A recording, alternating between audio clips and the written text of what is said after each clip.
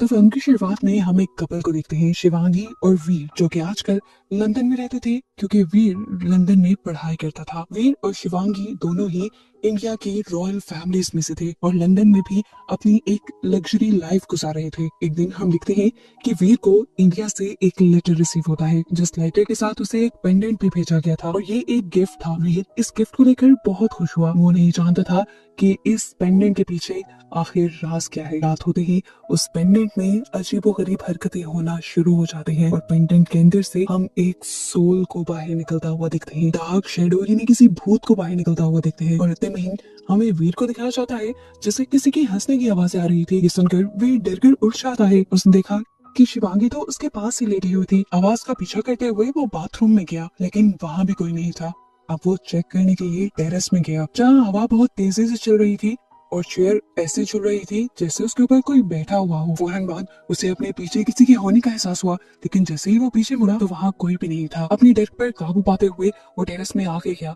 उसने नीचे भी हर जगह देखा, लेकिन उसे कोई इंसान भी नजर नहीं आया जिसके हंसने की आवाज उसे आ रही हो। सारी अपनी सोचों को झटकते हुए वो वापस सोने के लिए बेड पर जाकर लेट गया और इससे पहले कि सो पाता, एकदम से कुछ खून की बूंदें उसके मुंह पर आकर गिरती हैं, जिन्हें वो देखने के लिए सीधा हुआ ही कि अचानक एक साया उसकी बॉडी के अंदर चला गया और फिर अगले ही दिन से वीर की हालत बिगड़ने लगी। यहाँ तक कि शिवांगी ने उसे हॉस्पिटल में एडमिट करवा दिया। हॉस्पिटल में उसका इलाज तो चलता रहा, लेकिन उसकी हालत और भी दिन ब दिन बदतर होती चली गई। कभी उसकी बॉडी मरने लगती तो कभी उसकी बॉडी पर ग्रीन ग्रीन कलर के निशान आ जाते और कभी तो उसकी आंखें भी पूरी काली पड़ जाती थी। शिवांगी के पूछने पर डॉक्टर बताता है कि वीर को टेटनस हो गया है, जिसका इलाज इस टाइम पर है ही नहीं। और ये सुनकर शिवांगी टूट जाती है।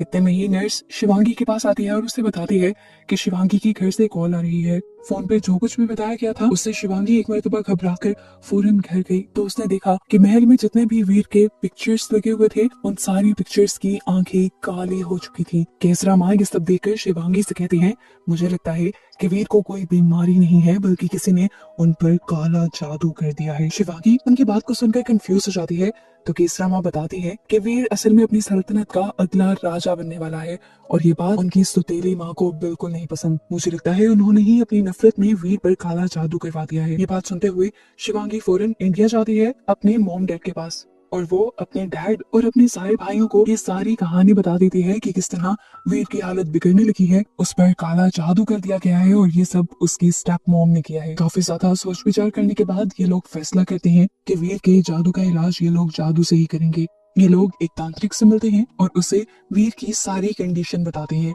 वीर की हालत को सुनते हुए ये तांत्रिक जान जाता है कि वीर के ऊपर किसी बुरे सोल ने कब्जा किया हुआ है। इसी सोल इस स्पिरिट से लड़ने के लिए और ये जानने के लिए कि वो वीर के पीछे क्यों पड़ी हुई है, ये तांत्रिक एक मिरर का इस्तेमाल करता है, जो मिरर सोल्स की दुनिया और इंसानों की दुनिया के लिए पोर्टल की तरह इस्तेमाल किए जा सकते हैं। अभी तांत्रिक अपना जादू कर ही रहा था कि एकदम से किसी ने उसे उस मिरर की दुनिया के अंदर खींच लिया और फिर थोड़ी ही देर बाद घायल हालत में वो तांत्रिक बाहर आ गया। वो डरा हुआ था। उसने सबको बताया कि जो भी चीज वीर के पीछे पड़ी हुई है वो बहुत ही ज्यादा ताकतवर है, मैं उससे नहीं लड़ सकता। वो शिवांगी की फैमिली से कहते हैं कि मैं तो इस मुश्किल का हल नहीं निकाल सकता, लेकिन हाँ, कोई है जो इस सारी मुश्किल को हल कर सकता है, मैं और पापा, जिसका असली नाम जय सिंह गुज्जर है। ये नाम सुनते ही सभी लोग परेशान से हो जाते हैं, खुद शिवांगी भी। सीन कट होकर फ्लैशबैक में हमें दिखाया जाता है कि असल में जय और शिवांगी आपस में दोस्त थे। वो एक दूसरे को बहुत ज्यादा प्यार किया करते थे और एक दिन शिवांगी के अंकल जय और शिवांगी को एक साथ देख लेते हैं। वो शिवांगी को धमकी देते हैं कि वो उनकी एक गरीब आदमी से दोस्ती की बात उसके घर जाके उसके पेरेंट्स को बता देंगे और अगर शिवांगी चाहती है कि उसके अंकल ऐसा ना करें तो उसके अंकल उसके ऊपर बहुत ही गंदी शर्त रख देते हैं कि शिवांगी उससे दोस्ती कर ले। वो सीधा सीधा शिवांगी को ब्लैकमेल रहे थे, लेकिन जब शिवांगी उनके ब्लैकमेल में नहीं आती तो शिवांगी के अंकल उसके साथ जबरदस्ती करने की कोशिश करते हैं। शुक्र है कि ठीक वक्त पर जय आकर शिवांगी को बचा लेता है और उसके अंकल की किए की सजा उसे यहीं पर देने लग जाता है। वो उसे इतना मारता है कि आखिर अंकल की सांस रुकने लगती है और शिवांगी जय को पीछे कर देती है। शिवांगी के कहने पर जय ने उसे छोड़ तो दिया था, लेकिन वो नहीं जानती थी कि उसके अंकल बहुत ही ज्यादा घटिया हैं। वो घर जाकर शिवांगी के डैड को ही बहुत ज्यादा भड़का देते हैं और जय के ऊपर केस भी कर देते हैं। अब क्योंकि जय ने रॉयल फैमिली के एक मेंबर को मारा था तो सजा तो बहुत बड़ी बनती थी। कोर्ट में शिवांगी की भी गवाही मांगी जाती है जो उस टाइम उस स्पॉट पे थी। जय को लगता था कि शिवांगी उसका साथ देगी, लेकिन इस वक्त शिवांगी ने उसे धोखा दे दिया, उसका एतबार तोड़ दिया और कोर्ट में उसको बचाने के बजाय उसी पे इल्जाम लगा दिया कि जय ही उसके साथ जबरदस्ती करने की कोशिश कर रहा था और ठीक वक्त पर अंकल ने आकर उसे बचाया। और ऐसे जय को 5 साल की सजा सुना दी जाती है और बस यही चीज जय का गुस्सा बढ़ा देती है। 5 साल वो जेल में रहा और जब वो वापस निकला तो वो जेल नहीं रहा था जो वो पहले था। संकट होकर प्रेजेंट में हमें दोबारा जय को दिखाया जाता है जो अब एक ऐसी लड़की का इलाज कर रहा था जिसकी कल शादी थी और उसके ऊपर एक सोल ने कब्जा कर लिया था। उसका मुंह हाथ सब कुछ डिमोनिक हो चुका था। जय अपनी पावर्स का यूज करते हुए उस लड़की के ऊपर से उस सोल को निकाल कर अपने कब्जे में कर लेता है और आखिर वो लड़की ठीक हो जाती है। उस लड़की की जान बचते ही उसके मॉम डैड खुश हो जाते हैं क्योंकि अगले दिन उनकी शादी थी और उनकी इज्जत का भी मसला था। इन लोगों ने जय को उसके पैसे भी देने की कोशिश की लेकिन जय ने कहा कि मैं ये सब पैसों के लिए नहीं करता बल्कि लोगों की मदद करने के लिए करता हूँ। इसके बाद जय वापस घर आ गया। जय को आज भी शिवांगी के साथ बिताए वो सारे खूबसूरत पल याद थे लेकिन ये पल अब उसे खुशी नहीं देते थे बल्कि दर्द देते थे। आज दोबारा उसके घर के बाहर शाही काठी आती है उसे लेने के लिए। जो जानता था कि ये शिवांगी की फैमिली है इसलिए वो उनकी किसी भी तरह की मदद करने से इनकार कर देता है लेकिन वो शाही काठी घंटों उसका इंतजार करती रहती है और जब जय बाहर जाकर देखता है तो खुद शिवांगी उसमें बैठी हुई थी और घंटों से उसका इंतजार कर रही थी। शिवांगी को देखकर उसका भी दिल पिघल गया और अब वो शिवांगी की मदद करने के लिए मान जाता है। वो बताता है कि वैसे तो मैं इस चीज के बिल्कुल पैसे नहीं लेता लेकिन आप लोगों से एक भारी रकम लूंगा। शिवांगी इस चीज के लिए भी मान जाती है और जय को लेकर लंदन आ जाती है जहाँ पर वीर था। शिवांगी फौरन ही हॉस्पिटल जाती है वीर से मिलने के लिए जहाँ पर केसरा अम्मा काफी ज्यादा दुखी बैठी हुई थी। वो शिवांगी को वार्न करती है कि तुम अंदर मत जाना, तुम वीर को मत देखना, लेकिन शिवांगी तड़प रही थी। वो जाकर जब वीर की बॉडी से कपड़ा हटाती है तो खुद शॉक रह जाती है। उसकी बॉडी ट्विस्टेड थी, उसका सर पाँव में जकड़ा गया था और उसके हाथ पाँव नीले पड़ चुके थे। ये सब जय भी देख लेता है और शिवांगी को बताता है कि वीर को किसी बहुत ही बुरी डिमोनिक यानी शैतानी सोल ने पोसेस किया हुआ है जो वीर की उम्र के साथ साथ उसके जिस्म की ताकत दिखा रही है। अगर वीर की जान बचानी है तो 1 हफ्ते के अंदर अंदर उसका इलाज करना होगा। जय शिवांगी से कहता है कि वीर को फौरन हॉस्पिटल से बाहर निकाल कर घर ले आओ लेकिन डॉक्टर्स इस चीज के लिए तैयार नहीं थे क्योंकि डॉक्टर्स भूत प्रेत पर एतबार नहीं करते थे। लेकिन जब शिवांगी डॉक्टर को वीर के कमरे में लेकर आती है तो डॉक्टर उसकी हालत देखकर डर जाते हैं क्योंकि जय इस टाइम उसके ऊपर एक्सोर्सिज्म करने की कोशिश कर रहा था, उसके ऊपर से सोल का पोजेशन तोड़ने की कोशिश कर रहा था। उसकी काली भयानक होती आंखें देखकर डॉक्टर्स को भी उनकी बातों पे यकीन आ जाता है और वो भी वीर को डिस्चार्ज कर देते हैं। घर आने पर शिवांगी जय को बताती है कि मुझे लगता है कि जय के ऊपर काला जादू उसकी स्टेप मॉम ने किया है। जय कहता है मैं नहीं मान सकता, जितना ताकतवर असर इस टाइम वीर के ऊपर है 7 समुंदर पार से ऐसा जादू करना और सोल्स का इस तरह से उसे पोसेस करना पॉसिबल ही नहीं। जरूर यहाँ तक इस सोल को, इस एंटिटी को किसी मीडियम के जरिए भेजा गया है। शिवांगी पूछती है कैसा मीडियम? जय बताता है मीडियम किसी भी तरह का हो सकता है, कोई फूल, खाना, किसी भी चीज के अंदर इस सोल को डालकर उस तक भेजा गया है। तब शिवांगी को वो पेंडेंट याद आता है जो वीर की फैमिली ने उसके लिए भेजा था और वो जल्दी से वो पेंडेंट लाकर जय को दे देती है। जय उसके ऊपर कुछ मंत्र पड़ता है और उसकी ताकतें जय का हाथ काला कर देती हैं और इससे उन्हें पता चल जाता है यही वो पेंडेंट था जिसके अंदर इस सोल को कैप्चर करके, इस सोल को कैद करके वीर तक भेजा गया था। अब जय शिवांगी को एक रास्ता बताता है इन सारी चीजों को खत्म करने का। वो शिवांगी को कहता है कि तुम 3 बजे तक एक मंत्र को बोलती रहना, किसी भी हाल में तुम चुप मत करना और मैं तब तक इस पेंडेंट को ठीक 3 बजे नदी में बहा दूंगा। ये वो टाइम होता है जब दिन और रात आपस में मिल रहे होते हैं। इस टाइम किसी भी सोल या स्पिरिट को इस दुनिया से भगाना आसान होता है। शिवांगी मान जाती है। जय इस लॉकेट को फेंकने के लिए चला जाता है जबकि शिवांगी पीछे से वो मंत्र बोलती रहती है जो जय ने उसे सिखाए थे। जय ने उसे बताया था कि स्पिरिट बहुत कोशिश करेगी कि शिवांगी वो मंत्र ना बोले लेकिन शिवांगी को किसी की भी चाल में नहीं आना। जय के कहे के मुताबिक शिवांगी वो मंत्र बोलती रहती है और आखिर 3 बज जाते हैं। शिवांगी घड़ी में टाइम देखती है और एकदम से सामने से उसे वीर आवाज देता है। वीर बिल्कुल ठीक हो गया था। जय ने वीर का जादू तोड़ दिया था। ये देखकर शिवांगी बहुत ज्यादा खुश हो गई और ये सब कुछ छोड़ छाड़ कर वो जाकर वीर के गले लग गई। लेकिन तभी पीछे से हमें क्लॉक की सुइयों के हिलने की आवाज सुनाई थी। शिवांगी ने पीछे मुड़कर देखा तो अभी 3 बजने में 5 मिनट थे। यानी सोल ने उसके साथ एक माइंड गेम खेली थी, उसे कंफ्यूज कर दिया था। अभी 3 बजने में वक्त था और उसने ये मंत्र पढ़ना बंद कर दिए थे। और अब जय की वार्निंग के मुताबिक वो समझ गई कि वीर की हालत और भी ज्यादा खराब हो जाएगी और इस चीज ने उसे बहुत ही ज्यादा रिग्रेट में डाल दिया। सीन कट होकर हमें जय को दिखाया जाता है जो इस टाइम एक रिवर के पास खड़ा हुआ था।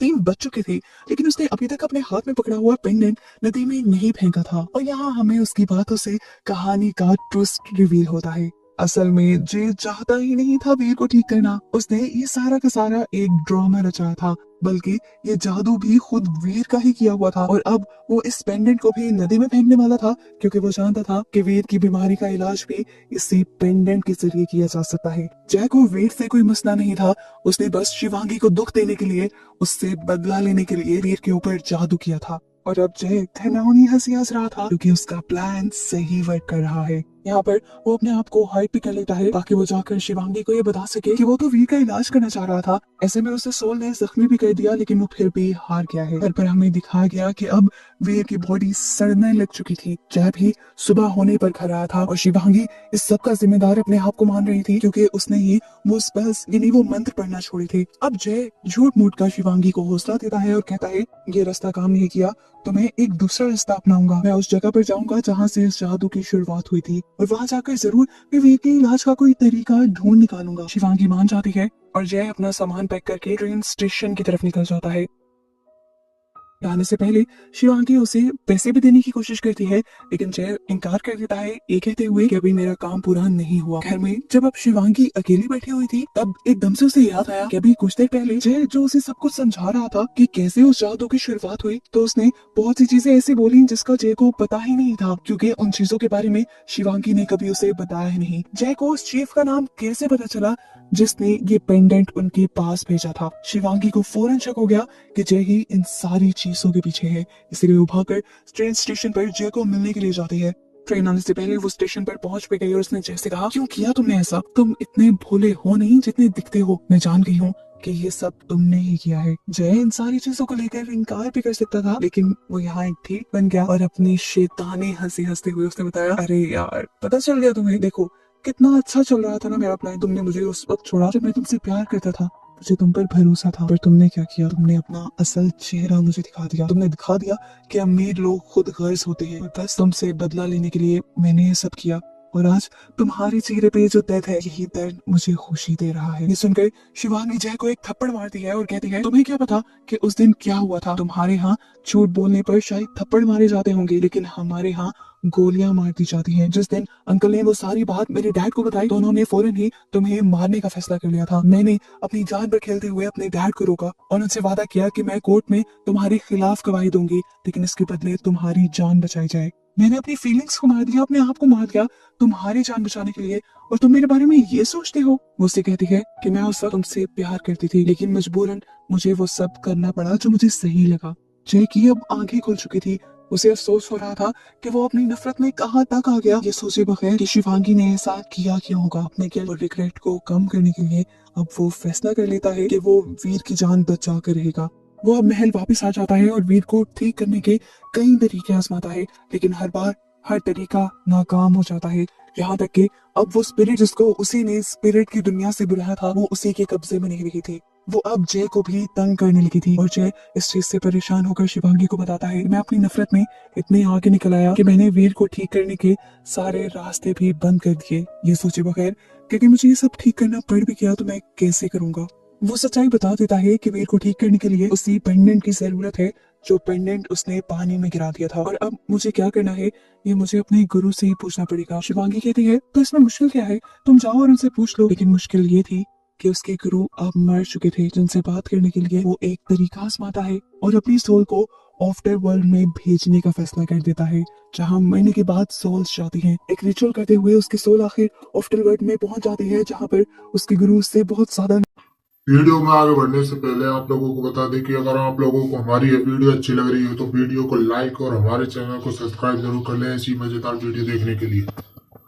रास्ते वो उससे कहते हैं कि मैंने तुम्हें ये सब कुछ लोगों की मदद करने के लिए सिखाया था और तुमने क्या किया, अपना बदला लेने के लिए इसका इस्तेमाल किया। गुरु से कहते हैं कि क्योंकि तुमने उस सोल को इसी वादे पे जिंदा किया है कि तुम उसे एक सोल दोगे, तो अब वो अपना मकसद पूरा हुए बगैर इस दुनिया से नहीं जाएगी। उसके रोकने के जितने भी तरीके थे गुरु जय को बता देते हैं और असली दुनिया में आकर ये सारी बातें जय शिवांगी को बताता है। गुरु ने उन्हें एक ऐसी जगह ढूंढने को कहा था जो कोई रिलीजियस जगह हो, लेकिन जहाँ पर काफी अरसे से किसी ने इबादत ना की हो।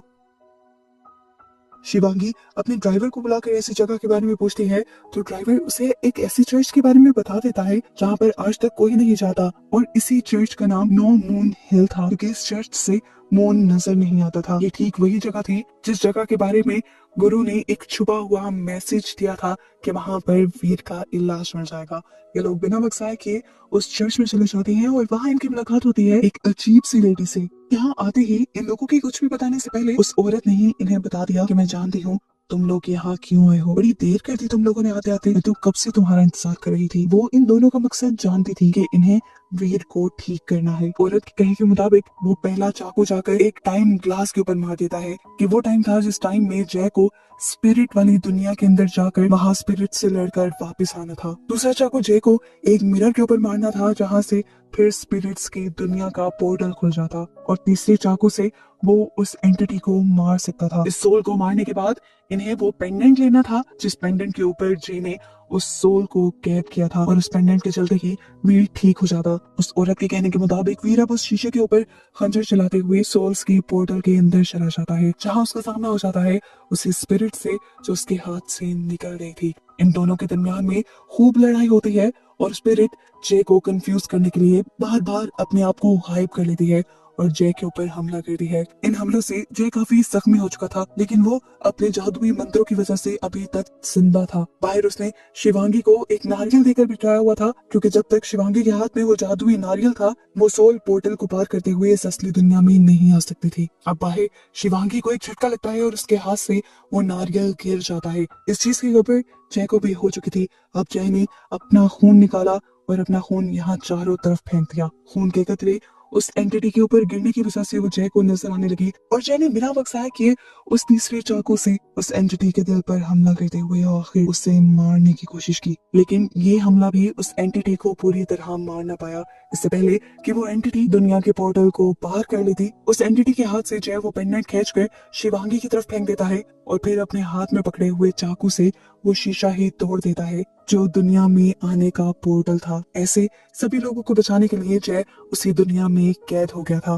पोर्टल के टूटते हुए शीशे से आखिरी मर्तबा शिवांगी ने उसे देखा। वो मुस्कुरा रहा था, ऐसे जैसे उसका मकसद पूरा हो गया हो। शिवांगी ने भी जल्दी से वो पेंडेंट जला दिया था, जिसकी वजह से अब वीर भी पहले की तरह ठीक हो गया था। उसकी जान बच गई थी और इसीलिए शिवांगी बहुत ज्यादा खुश थी। काफी दिन यूं ही गुजर जाते हैं और मूवी के पोस्ट क्रेडिट सीन में हमें दिखाया जाता है कि शिवांगी को एक लेटर मिलता है। ये जय का लेटर था, जिसमें उसने बताया हुआ था कि उसके गुरु ने उसे कहा था कि वीर की जान बचाने के लिए उन्हें एक सोल का सैक्रिफाइस करना हो। क्योंकि जय अपने किए पे बहुत ज्यादा शर्मिंदा था, इसीलिए शिवांगी की लाइफ वापस ठीक करने के लिए उसने अपनी जान की कुर्बानी देना सही समझा। शिवांगी और वीर को जब ये बात पता चलती है तो इन दोनों को बहुत ज्यादा दुख होता है, लेकिन खैर इन दोनों को ही दिखाते हुए ये मूवी यहाँ खत्म हो जाती है।